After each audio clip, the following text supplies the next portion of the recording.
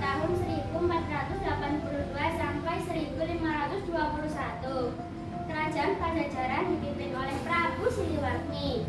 Pada masa pemerintahannya, kerajaan Pajajaran berhasil mencapai puncak keemasan. Prabu Siliwangi memiliki 4 anak, di antaranya adalah Raden Banyaksatra atau Kamandaka. Dikisahkan kala itu, Raden Banyaksatra dipersiapkan untuk menggantikan kedudukan ayahnya, Prabu Siliwangi, untuk menjadi raja. Sebagai syarat menjadi raja, Raden Banyaksatra harus menikah terlebih dahulu. Raden Banyaksatra mau menikah, asalkan calon istrinya mirip seperti ibunya yang cantik dan baik hati.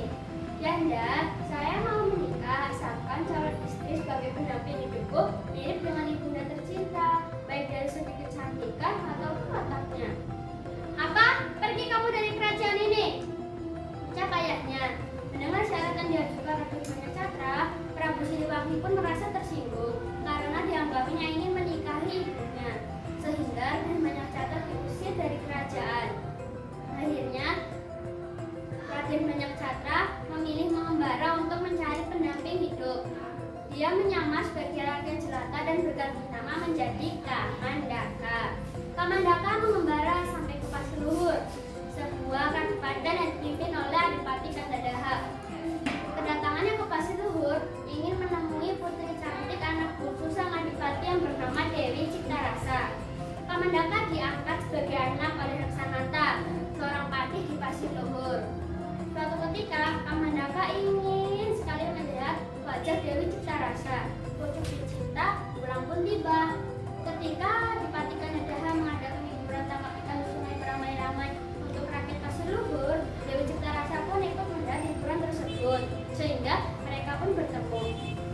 Perbuatan Kamandaka untuk menemui Dewi Ciptarasa dianggap mencoreng Adipati. Hai Kamandaka, berani-beraninya kau mendekati putriku. Kau adalah rakyat jelata, tidak pantas sekali sampai kau minang putriku. Hai Patih Reksanata, bunuh dia. Sebagai seorang ayah angkat, Patih Reksanata merasa bingung untuk membunuh Kamandaka. Akhirnya Kamandaka lari dan dikejar-kejar oleh prajurit Kadipaten. Akhirnya Kamandaka terjun ke Sungai Logawa dan bersembunyi di dalam gua. Para prajurit mengira bahwa Kamandaka mati dan terbawa arus di sungai, padahal dia masih hidup. Kamandaka memiliki kegemaran memelihara ayam jantan untuk diadu. Ayam jantan kesayangannya diberi nama Mercu. Suatu ketika ayahnya, yaitu Prabu Siliwangi di Pajajaran, merasa gelisah akan keberadaan Raden Banyaksatra atau Kamandaka. Beliau merasa khawatir lalu memerintahkan putranya, yaitu adik dari Banyaksatra, untuk mencari Kamandaka. Banyaksnampar, ayo minta tolong carikan kakakmu dan usahakan dia sampai ketemu. Baik ayah, saya akan segera mencari kakakku. Lalu Banyaksnampar pun pergi mencari Kamandaka. Dia menggunakan nama samarannya, yaitu Raden Siliwangi. Di daerah pertama yang dituju oleh Raden Siliwangi adalah Kadipaten Pasiluhur. Di daerah itu, Raden Siliwangi mengabdikan diri dan sekaligus mencari kakaknya. Setelah beberapa waktu kemudian, Raden Siliwangi pun tiba di Kadipaten Pasiluhur. Terdengarlah kabar bahwa kakaknya masih hidup tinggal di sebuah rumah sebagai penyambung ayam. Berita tentang Kamandaka masih hidup sampai terdengar oleh Adipati Kandadaha. Adipati Kandadaha pun menjadi murka dan membuat sayembara untuk membunuh Kamandaka. Hai rakyatku semua, kumpullah kalian di lapangan ini. Saya akan membuat sayembara untuk saudara-saudara semua. Barang siapa yang bisa membunuh Kamandaka akan mendapat hadiah yang besar. Raden Siliwangi atau Banyaksnampar pun mengikuti sayembara tersebut.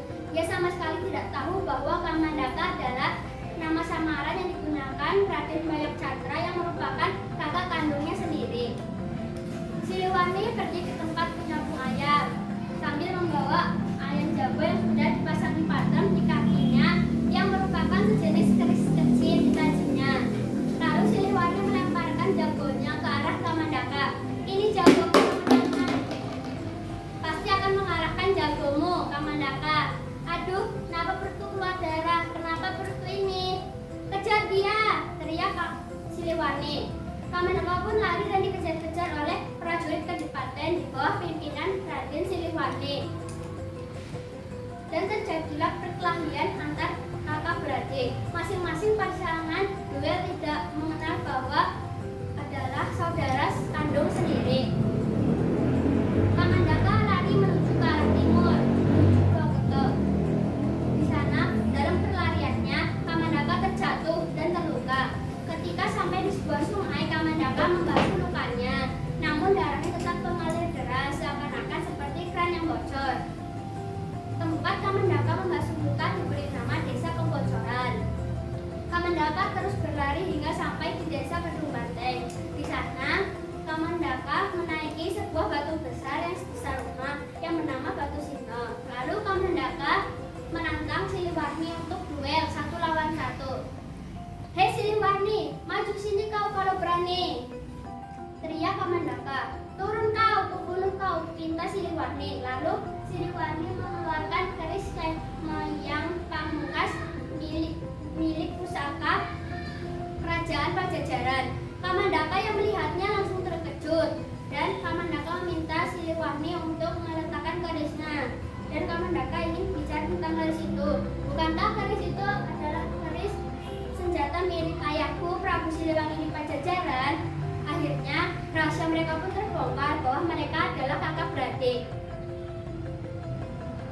Dan Siliwangi menjelaskan kedatangannya ke Pasir Luhur.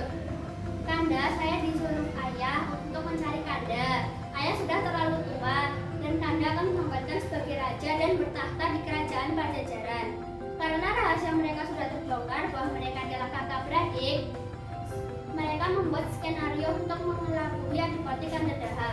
Mereka meminta bantuan Ki Reksanata untuk membunuh anjing yang di dalam kandang untuk diambil hati dan darahnya. Ketika sudah berhasil mendapatkan hati dan darah anjing tersebut, mereka memberikannya kepada Adipati